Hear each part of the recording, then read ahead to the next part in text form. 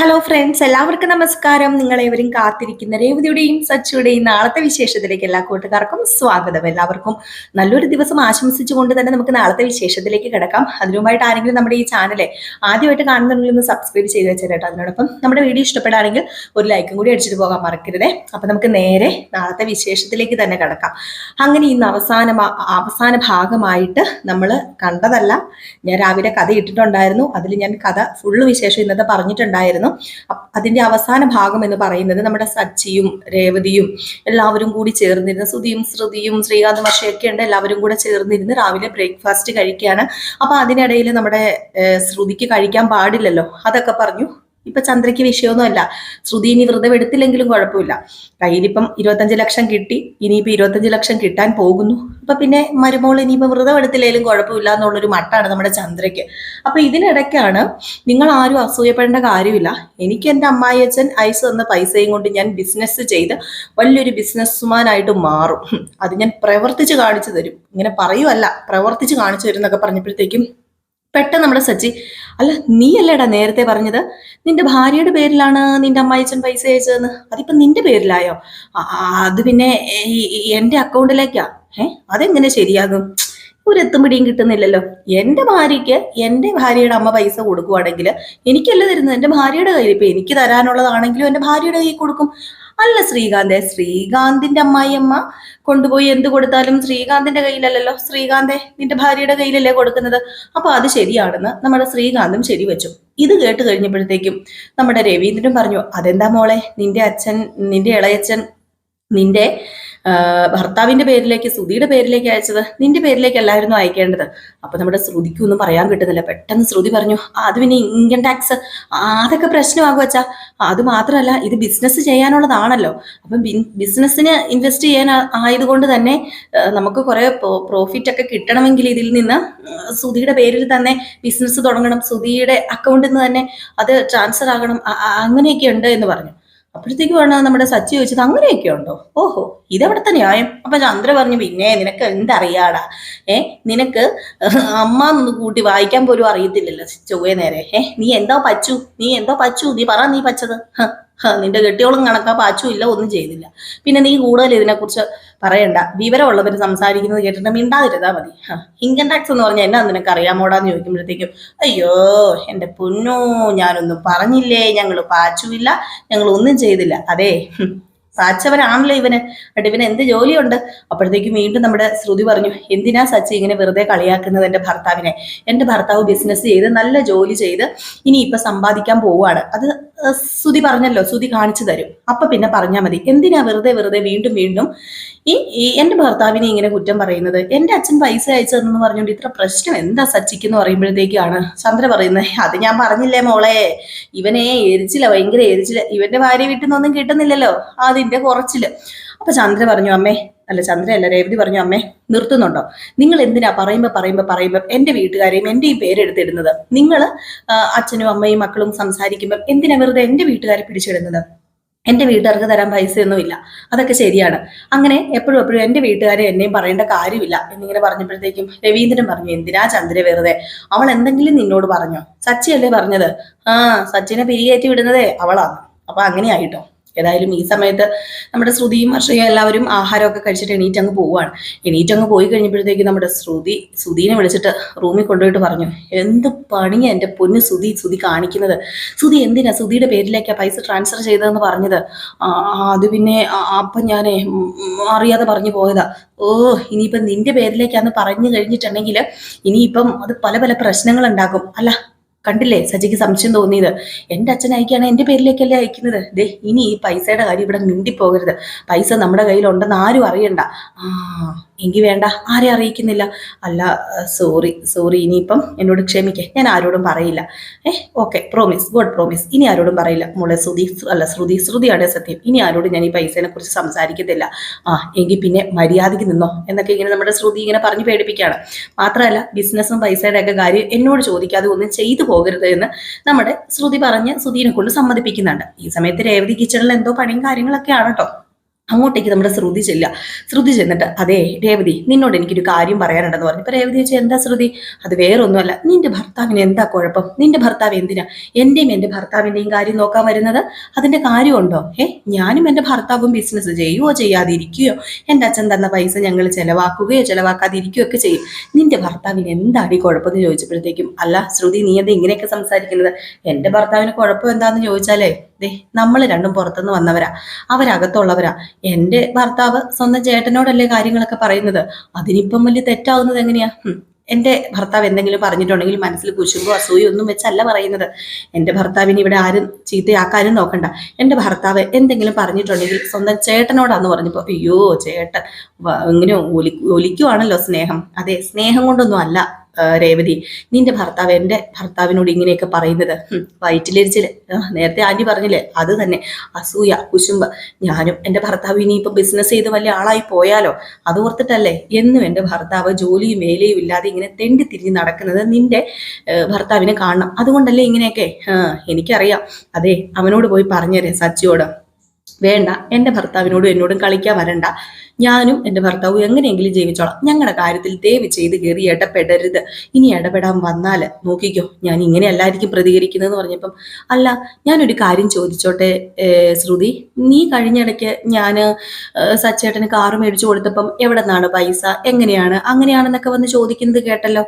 അല്ല, അത് ഞങ്ങളുടെ കുടുംബ പ്രശ്നമല്ലേ, എങ്കിൽ പിന്നെ നീ എന്തിനാ ശ്രുതി അതിൽ ഇടപെട്ടത്? അപ്പൊ പെട്ടെന്ന് ശ്രുതിക്ക് ഉത്തരം മുട്ടിപ്പോയിട്ടോ. ശ്രുതി പറഞ്ഞു, അത് പിന്നെ എനിക്ക് പറ്റിപ്പോയി, ഇനിയിപ്പം ഞാൻ ചോദിക്കുവേല, ഇനി എന്റെ കാര്യത്തിലും ഇടപെടണ്ട, നിങ്ങളുടെ കാര്യത്തിൽ ഞങ്ങളും ഇടപെടുന്നില്ല. ദേവിതി ഞങ്ങളെ വെറുതെ വിട്ടേരെ. ഞാൻ കാല് പിടിച്ചു പറയാ രേവതി, സച്ചിയോട് പറ ഞങ്ങളുടെ ജീവിതത്തിൽ ഇടപെടരുതെന്ന്. ഇനി അങ്ങാണ് ഇടപെട്ടാൻ വന്നു കഴിഞ്ഞിട്ടുണ്ടെങ്കിൽ ദേ ഞാൻ പറഞ്ഞല്ലോ, ഇനി ഇങ്ങനെയല്ലായിരിക്കും ഞാൻ സംസാരിക്കാൻ പോകുന്നത്. അതുകൊണ്ട് പറഞ്ഞതൊക്കെ നിന്റെ ഭർത്താവിനോട് ചെന്ന് പറഞ്ഞേരെ. എന്റെ ഭർത്താവിന് ജോലിയില്ലേ, ഞാൻ സഹിച്ചു. എന്റെ ഭർത്താവ് ബിസിനസ് തുടങ്ങുവാണെങ്കിൽ ഞാൻ സഹിച്ചു. ഞങ്ങൾക്ക് പൈസ ഉണ്ട്, അത് ഞങ്ങൾ എന്തെങ്കിലും ചെയ്തോളാം. ഇനി അത് കൂടുതൽ കീഴിഞ്ഞ് അന്വേഷിച്ച് ഒന്നും വരണ്ട എന്ന് പറഞ്ഞിട്ട് നമ്മുടെ ശ്രുതി അങ്ങ് പോകാൻ തുടങ്ങിയപ്പോഴത്തേക്കും രേവതി പറഞ്ഞാൽ, ശ്രുതി നിൽക്ക്. അല്ല, ശ്രുതിക്ക് എന്തിനാ ഇത്രയ്ക്ക് വലിയ വെപ്രാളവും പരവേശവും ഒക്കെ? അല്ല, ഞാനും സച്ചേട്ടനും ചോദിച്ചതില് എന്തിനാ ഇത്ര പരവശപ്പെടാന്? അതൊക്കെ പോട്ടെ, ഈ പരവശം കാണുമ്പോഴാണ് സത്യം പറഞ്ഞാൽ സച്ചേട്ടൻ പറഞ്ഞ് ശരിയാണെന്ന് തോന്നുന്നത്. ശ്രുതിയുടെ അച്ഛനല്ലേ ശ്രുതിക്ക് പൈസ അയച്ചു തന്നത് എന്ന് വീണ്ടും എടുത്ത് ചോദിച്ചപ്പോഴത്തേക്കും ശ്രുതി പറഞ്ഞു, പിന്നെ അങ്ങനെയൊന്നും അല്ല, എന്റെ അച്ഛൻ തന്നെ എനിക്ക് പൈസ അയച്ചു തന്നത്. പക്ഷെ ഇങ്ങനെ മറ്റുള്ളവരുടെ കുടുംബജീവിതത്തിൽ കയറി ഇടപെടരുത് എന്നാ ഞാൻ പറഞ്ഞതെന്ന് പറഞ്ഞ് വീണ്ടും ശ്രുതി അങ്ങ് പോയി കേട്ടോ. രേവതിക്ക് ദേഷ്യം വന്നിട്ട് രേവതി സച്ചിയുടെ അടുത്ത് എന്നിട്ട് പറഞ്ഞു, നിങ്ങളുടെ വാതൊന്നും മര്യാദയ്ക്ക് വെക്കണം, മിണ്ടാതിരിക്കണം. നിങ്ങൾക്ക് എന്തിന്റെ സൂക്കേടായിരുന്നു? നിങ്ങൾ ഇങ്ങനെ ഓരോന്ന് ചോദിക്കേണ്ട വല്ല കാര്യമുണ്ടോ? നിങ്ങൾക്ക് നിങ്ങളുടെ കാര്യം നോക്കിയാൽ പോരെന്ന് പറഞ്ഞപ്പോ, എന്താ രേവതി ഇത്? അത് പിന്നെ എന്നോടല്ലേ വന്ന് ശ്രുതി പറഞ്ഞത് അങ്ങനെ ഇങ്ങനെയാണെന്ന്? ഓ, നിന്നോട് വന്ന് പറഞ്ഞോ? അതെ, എന്റെ കാര്യം മാത്രം നോക്കി ഞാൻ ജീവിച്ചാൽ മതിയോ? അപ്പൊ രേവതി നിന്റെ കാര്യം ആര് നോക്കും? ദേ എന്റെ പൊന്ന് സജ്ജേട്ടാ, തമാശ കളിക്കരുതേ. ഓ, തമാശ എന്ന് എനിക്ക് മനസ്സിലായല്ലേ? എടീ രേവതി, നിന്റെ അടുത്തല്ലാതെ ഞാൻ ആരോടടി ഇതൊക്കെ പറയുന്നത്? മനസ്സിലായി മനസ്സിലായി, മതി മതി മതി ഒലിപ്പിച്ചത്. പോകാൻ നോക്ക്, പോയി ഓട്ടം ഓടാൻ നോക്ക്. കണ്ടില്ലേ കിന്നാരം പറയുന്നത്? എന്ത് പറഞ്ഞാലും അതിനൊരു ന്യായമുണ്ട്, തട്ടുമുട്ടി ന്യായം. മനസ്സിലായി എനിക്ക്. പോ പോ പോ പോ എന്ന് പറഞ്ഞ് രേവതി ഇങ്ങനെ ചിരിച്ചങ്ങ് തള്ളി വിടുകയാണ് കേട്ടോ. എന്തായാലും സച്ചിക്കും ചെറിയൊരു ചിരിയോടൊക്കെ കൂടിയാണ് അങ്ങ് പോകുന്നത്. ഇത് കഴിഞ്ഞ് ഇവിടെ നടന്ന സംഭവവും കാര്യങ്ങളൊക്കെ നമ്മുടെ ശ്രുതിക്ക് മീരയോട് എന്ന് പറയണമല്ലോ.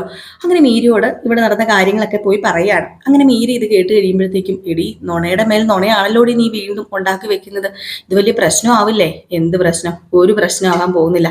ഞാൻ പറഞ്ഞല്ലോ, ഈ പൈസയും കൊണ്ട് ബിസിനസ് ചെയ്യും. ആ പൈസ ഞങ്ങൾ അച്ഛന് തിരിച്ചും കൊടുക്കും, അങ്കിളിന് തിരിച്ചും കൊടുക്കും. അപ്പൊ പിന്നെ പ്രശ്നമില്ല. കുറച്ച് കള്ളങ്ങളൊക്കെ പറഞ്ഞില്ലെങ്കിലേ നിലനിൽക്കാൻ പറ്റില്ല, അറിയാലോ. ഏതായാലും ഞാൻ കള്ളത്തരം പറഞ്ഞു പോയി, ഇനിയിപ്പൊ നിലനിൽക്കണമെങ്കിൽ ഇങ്ങനെയുള്ള കുറച്ച് കള്ളത്തരം കൂടെ പറയണം എന്നൊക്കെ പറയാം. അപ്പൊ ഇവര് സംസാരിച്ചുകൊണ്ടിരിക്കുമ്പോൾ നമ്മുടെ പഴയ നവീൻ വരികയാണ് കേട്ടോ. നവീനില്ലേ, PA, നമ്മുടെ ശ്രുതിയുടെ മെയിൻ ശത്രു.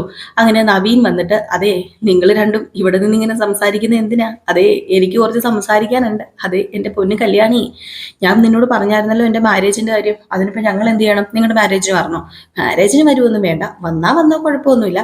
പക്ഷേ എനിക്ക് കിട്ടാനുള്ളത് കിട്ടിയേ പറ്റൂ. എന്റെ ജീവിതം നശിപ്പിച്ചത് കല്യാണി നീയാ. ഞാൻ എങ്ങനെ നശിപ്പിച്ചതാ നിങ്ങൾ ഈ പറയുന്നത്?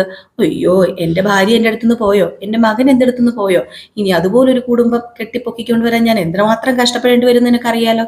അതുകൊണ്ട് ഞാൻ ചോദിക്കുന്ന 50,000 രൂപ എനിക്ക് കിട്ടിയേ പറ്റൂ. അപ്പോഴത്തേക്കുവാണെങ്കിൽ മീര പറഞ്ഞു, നീ ഇറങ്ങി പോടാ, നീ ചോദിക്കുമ്പോ പൈസ എടുത്തു തരാൻ നിന്നെ പോലീസിനെ കൊണ്ട് പിടിപ്പിക്കുന്നൊക്കെ പറഞ്ഞപ്പം, ആണോ? എങ്കിൽ പിന്നെ പോലീസുമായിട്ട് ഞാൻ നേരെ പോകാൻ പോകുന്നത് എങ്ങോട്ടാന്നറിയാമോ?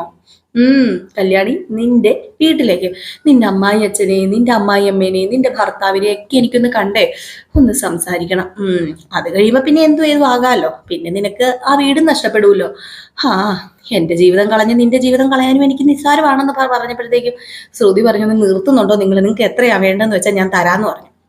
ഏതായാലും ഈ സമയത്ത് പിന്നെ കാണിക്കുന്നത് നമ്മുടെ ശ്രുതിയോട് മീര ചോദിക്കും, നീ എങ്ങനെ പൈസ കൊടുക്കുന്ന? അപ്പോഴത്തേക്കുമാണ് ശ്രുതി പറയുന്നത്, വേറെ എങ്ങനെയല്ല, എനിക്ക് ഇനിയിപ്പം വേറെ ആരുടെയും കാല് പിടിക്കണ്ടല്ലോ, ശ്രുതിയോട് ചോദിക്കണം, ശ്രുതിയോട് കുറച്ച് പൈസ എങ്ങനെയെങ്കിലും ചോദിച്ച് മേടിച്ചേ പറ്റൂ. അപ്പൊ ശ്രുതിയോട് എന്ത് പറഞ്ഞ് നീ മേടിക്കുന്നു ചോദിക്കുമ്പോൾ അതെന്തേലുമൊക്കെ പറഞ്ഞ് മേടിക്കും എന്നിങ്ങനെ പറയാണ്. ഈ സമയത്ത് നമ്മുടെ ശ്രുതിനെ കാണാൻ വേണ്ടി ശ്രുതി വീട്ടിൽ ചെന്നു കേട്ടോ. അപ്പൊ വീട്ടിൽ ചെന്നിട്ട് ശ്രുതിയോട് പറയാണ്, അത് പിന്നെ ഈ പൈസ ഇനിയിപ്പം ബിസിനസ് ചെയ്യുന്നതിന് മുമ്പ് എന്ത് ചെയ്യാനാ നിന്റെ പ്ലാൻ എന്ന് ചോദിച്ചു. അപ്പം പറഞ്ഞു, ഈ പൈസ എന്ത് ചെയ്യാനാ, അല്ല പൈസ കയ്യിലിരുന്ന് കഴിഞ്ഞിട്ടുണ്ടെങ്കിൽ ഇവിടെ ആവശ്യം വന്നു കഴിഞ്ഞാൽ എടുക്കേണ്ടി വരില്ലേ എന്ന് പറയുമ്പോൾ, എങ്കിൽ പിന്നെ നമുക്ക് പൈസ എല്ലാം കൂടെ ചെലവാക്കി കഴിഞ്ഞാൽ പിന്നെ ഇവർക്ക് കൊടുക്കണ്ടല്ലോ എന്ന്. അപ്പോഴത്തേക്കും പറഞ്ഞു, എൻ്റെ പൊന്നു പൊട്ട, എൻ്റെ മന്ദബുദ്ധി കെട്ടിയാനെ ഒന്നും മിണ്ടാതിരിക്കുക, അതെ നമുക്കിത് പലിശയ്ക്ക് കൊടുക്കാം. പലിശയ്ക്ക് കൊടുക്കാം, എൻ്റെ ഒരു കൂട്ടുകാരനുണ്ട്, അവൻ പലിശയ്ക്കാണ് കൊടുക്കുന്നത്, എന്നാൽ പിന്നെ നമുക്ക് പലിശയ്ക്ക് കൊടുക്കാം, അപ്പം പൈസ നമുക്ക് കിട്ടുകയും ചെയ്യും. അങ്ങനെയൊന്നും പലിശയ്ക്ക് കൊടുക്കാൻ പറ്റില്ല. പലിശയ്ക്ക് കൊടുക്കുന്നതിന് അതിൻ്റെതായ രീതിയുണ്ട്. ഇപ്പൊ ശ്രുതി ആരുടെയെങ്കിലും കയ്യിൽ പലിശയ്ക്ക് കൊടുത്തിട്ട് ആ പൈസ കിട്ടിയില്ലെങ്കിൽ എന്ത് ചെയ്യും? ഒരു കാര്യം ചെയ്യാം, ഒരു 1,00,000 രൂപ എനിക്ക് പലിശയ്ക്ക് താ. ശ്രുതിക്ക് പലിശയ്ക്ക് തരാനോ? എന്തിന്?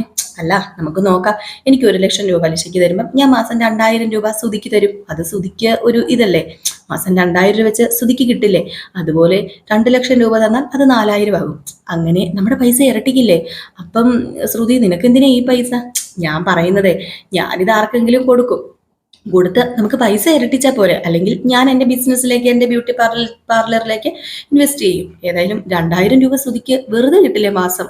ഓ ശരിയാണല്ലോ അല്ലേ, എങ്കിൽ പിന്നെ ഞാനേ 2,000 രൂപ ഇട്ട് തരട്ടെ എന്ന് പറഞ്ഞ് 2,000 സുധിയുടെ ഫോണിലേക്ക് ട്രാൻസ്ഫർ ചെയ്തു. ഇത് കണ്ടപ്പോൾ സുധി ഭയങ്കര സന്തോഷം, 1,00,000 രൂപയൊക്കെ കൊടുത്തു കേട്ടോ. 2,000 മാസം കിട്ടൂലേ, എന്തൊരു പൊട്ടനാണോ എൻ്റെ ദൈവമേ, ഇതുപോലെ പൊട്ടന്മാരുണ്ടോ എന്ന് അറിയാതെ പോകട്ടോ. ഏതായാലും ഈ ഒരു സീനൊക്കെ കാണിച്ച് നമ്മുടെ വിശേഷം നാളെ അവസാനിക്കുകയാണ് ചെയ്യുന്നത്. അങ്ങനെ തന്ത്രപൂർവ്വം നമ്മുടെ ശ്രുതി ഓരോ പൈസകളും ഇങ്ങനെ വശത്താക്കുന്നുണ്ട്. ഏതായാലും കാത്തിരുന്ന് തന്നെ കാണാം എന്തൊക്കെയാണ് സംഭവിക്കാൻ പോകുന്നത്. അപ്പോൾ എല്ലാവരും കാത്തിരിക്കാട്ടോ. ഇപ്പം ഞാൻ പറഞ്ഞ നാളത്തെ വിശേഷമാണ്. ഇന്നത്തെ ഫുൾ വിശേഷം നമ്മൾ രാവിലെ പോസ്റ്റ് ചെയ്തിട്ടുണ്ടായിരുന്നു. അതിൻ്റെ ബാലൻസ് ആണ് ഞാനിപ്പോൾ പറഞ്ഞിരിക്കുന്നത്. അപ്പം ഇന്ന് രാവിലത്തെ വിശേഷം ഇട്ടത് ആരെങ്കിലും കാണാത്തതുണ്ടെങ്കിൽ അത് കണ്ടിട്ട് ഒന്ന് ഇത് കാണാൻ ശ്രമിക്കുക. ഞാൻ രാവിലെ പറഞ്ഞായിരുന്നു, ഇനിയിപ്പം രാവിലത്തെ കണ്ടില്ല എങ്കിൽ നിങ്ങളൊന്ന് പോയി കണ്ടു നോക്കിക്കോളൂ. ഇതിൻ്റെ മുൻഭാഗമാണ് നമ്മൾ ഇട്ടേക്കുന്നത് കേട്ടോ. അപ്പോൾ എല്ലാവർക്കും വീണ്ടും നല്ലൊരു ദിവസം ആശംസിക്കുകയാണ്. പിന്നെ രേവതിയുടെ സച്ചിയുടെ അപ്കമിങ് വിശേഷങ്ങൾ നമ്മൾ ഇടുന്നുണ്ട്. അതിൻ്റെ ലിങ്ക് നമ്മൾ കമ്മ്യൂണിറ്റി കൊടുത്തിട്ടുണ്ട് കേട്ടോ. അപ്കമിങ് വിശേഷം, വരാനിരിക്കുന്ന വിശേഷം കേട്ടോ ഇടുന്നത്. അതായത് ഇനിയിപ്പോൾ ഒരു 2-3 ആഴ്ചയ്ക്കുള്ളിൽ വരാനിരിക്കുന്ന വിശേഷമാണ് ഇടുന്നത്. അത് നമ്മൾ എന്നും ഇടാറുമുണ്ട്. അപ്പോൾ അത് നമ്മൾ നമ്മുടെ ലിങ്ക് നമ്മുടെ കമ്മ്യൂണിറ്റി, അതായത് നിങ്ങൾ പോസ്റ്റിൽ പോയി ഒന്ന് ക്ലിക്ക് ചെയ്താൽ മതി. നമ്മുടെ ചാനൽ എടുത്തിട്ട് അതിൽ പോസ്റ്റിൽ പോവുക. അപ്പോൾ അതിനകത്ത് നമ്മുടെ രേവതിയുടെ സച്ചിയുടെ ഫോട്ടോയൊക്കെ വെച്ച് അപ്കമിങ് വിശേഷം എന്ന് എഴുതിയിട്ടിട്ടുണ്ട് കേട്ടോ. അപ്പോൾ അതാണ് നമ്മുടെ വരാൻ പോകുന്ന വിശേഷങ്ങൾ. അപ്പോൾ ആ ചാനലും കൂടി ഒന്ന് സപ്പോർട്ട് ചെയ്തേക്കണം. അപ്പോൾ ഈ വീഡിയോ ഇഷ്ടപ്പെട്ടെങ്കിൽ ഇതും കൂടി ഒന്ന് ലൈക്ക് അടിച്ചിട്ട് പോകണം കേട്ടോ, മറക്കരുത്. ഒരു ലൈക്കും കൂടി അടിച്ചിട്ട് പോകണേ.